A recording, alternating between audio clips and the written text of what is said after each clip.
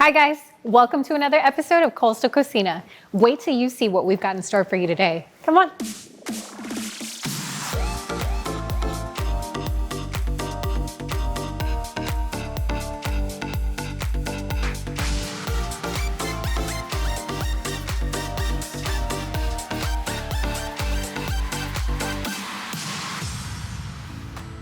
Welcome to Coastal Cocina, and I'm your host, Cecilia. We've got a special surprise for you guys. It is a 3-course meal today. We've got an appetizer, an entree, and a dessert, all for today's episode. Today, we've got the chefs in-house, Chef Sophia and Chef Joe, and later on, you will be hearing from a special guest, Dr. Gonzalez, with our health department for the city. Okay, so let's talk about what we'll be cooking today. Chefs, explain to me what this beautiful piece of work is. You got your stuffed quail, Mediterranean stuff with feta cheese, spinach, sun-dried tomato, bacon wrap, on a bit of a bechamel with a fried spinach, and then you got your polenta and a risotto. A risotto is an arborio, finished with parmesan and cream cheese. Wow, that is quite the entree. And our appetizer? Yes, I have a pancetta, pasta carbonara, topped with lobster and butter. And what about this beautiful dessert here? What is this? It's an Italian lemon and vanilla panna cotta. It's also topped with a raspberry puree. I cannot wait to learn how to make this meal, but best of all, can't wait till I taste it. So let's get started.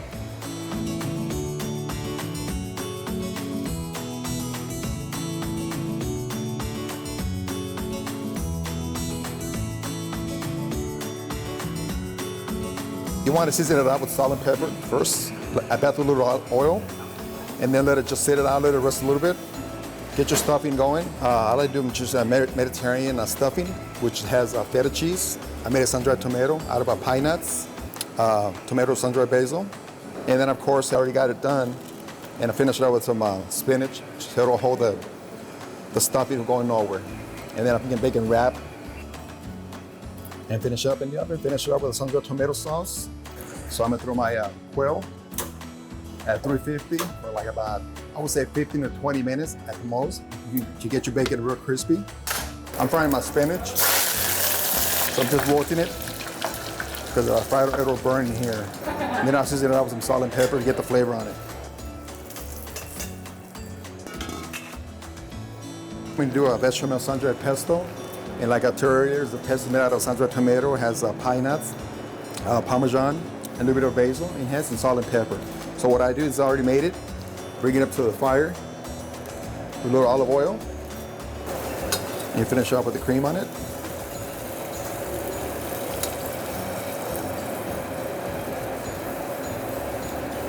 And bring it to a boil, lower your flame so it won't overrack it. Just finish up with salt and pepper. Okay, I'm gonna go ahead and start cooking my panna cotta. So I'm layering my panna cotta ramekins with a little bit of butter so it doesn't stick. I'm gonna heat my heavy cream and my half and half. So about 2 cups heavy cream, 1.5 cup of half and half. I'm going to heat it up, okay, and then I'm going to add my sugar with vanilla bean into the pot. I'm gonna bring it up to a slow simmer. I don't want it to boil all the way. Right. And then I have my gelatin here with a little bit of water. So the gelatin is the base for the panna cotta. Next, I'm going to start my raspberry puree. So I have about 1.5 cups of fresh raspberries. You're gonna pour it into the pot, about 1/3 cup of sugar, about a tablespoon of lemon juice for aesthetics. Okay, and we're just gonna let that cook down. About 7 to 8 minutes, it's gonna cook down. And then after that, I'm gonna strain it, put it in a separate container, and just put it in the fridge, and it's gonna get nice and cool. After I put it into the refrigerator at 40 degrees or below, it's going to take about 20 minutes. I'm about to start my risotto right now. So on the risotto, you gotta have your pan real hot with oil. And you're gonna kind of like saute it a little bit, get a nice flavor on it. So this time we don't have make sure our risotto doesn't get burned. I'm gonna start working on the polenta. I'm gonna pan sear it and olive oil, which complements real good on this meal. So 2 starches is better than 1.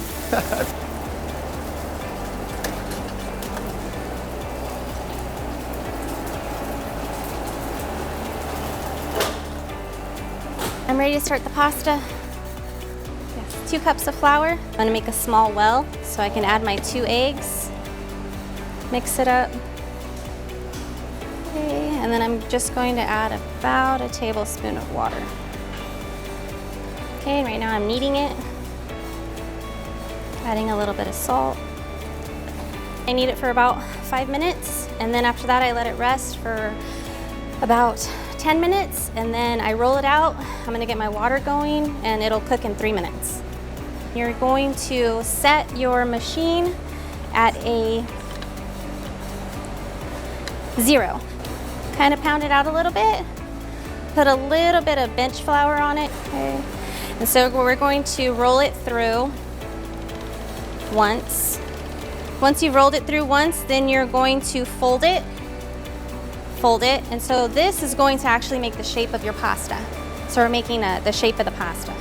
Okay, and then you're gonna roll it through the second time at a 0. Okay, once it's at a second time, then you're going to click it onto the number 1, and it's going to get flatter and flatter until we get it to a level 6. Okay, and then I'm gonna get my attachment. Since we're doing spaghetti,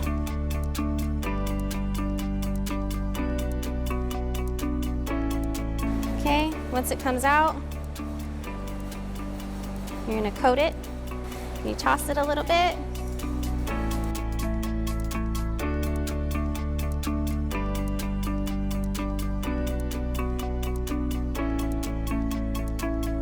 Okay, so while the chefs are cooking up, we're coming over to Dr. Gonzalez to give us some safety tips on cooking in the kitchen. Okay, Dante, so what do you have for us? What are some of the tips that you want to bring into Coastal Cocina? Well, you know, one of the most important things before you start cooking is making sure that you wash your hands, right? Making sure that you wash your hands properly and you do it the right way is going to save you a lot of trouble, especially whenever you cook in something that is raw like meat and you're mixing it with some vegetables. You want to make sure that you keep your raw vegetables and your raw meat separate from each other.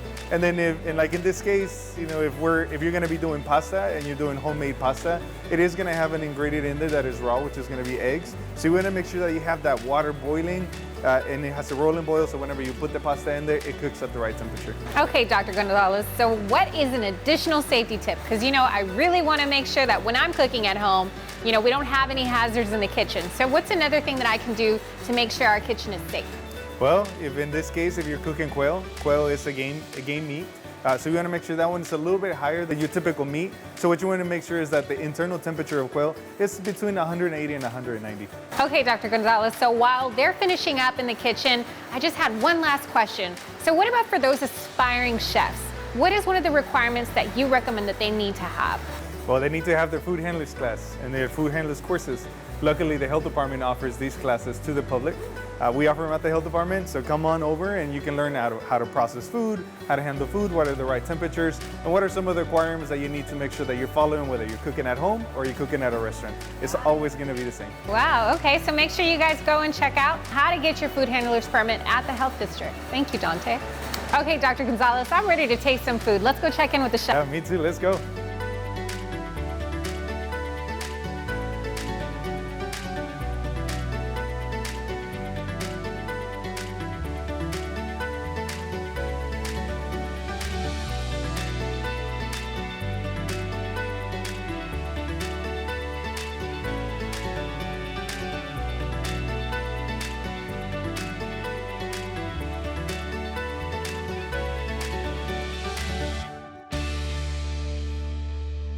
Thank you, chefs. This looks amazing, and the presentation looks incredible. Go ahead and dig in.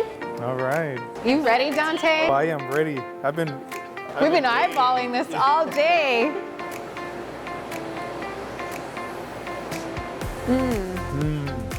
This pasta was amazing, and I can't believe it's homemade. But I'm super excited for the entree. Chef Joe, can I dig in? Sure, try it.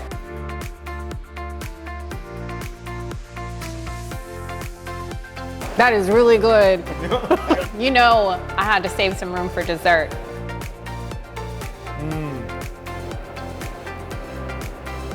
You know, this is really nice. It's not too sweet, not overpowering.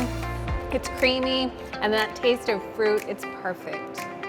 Thank you, Chef Joe and Chef Sophia. It was a pleasure having you guys here today for this episode. And thank you, Dr. Gonzalez, for coming on and giving us some health safety tips when cooking in the kitchen. Well, that's a wrap for Coastal Cocina, where we bring you recipes from our table to yours.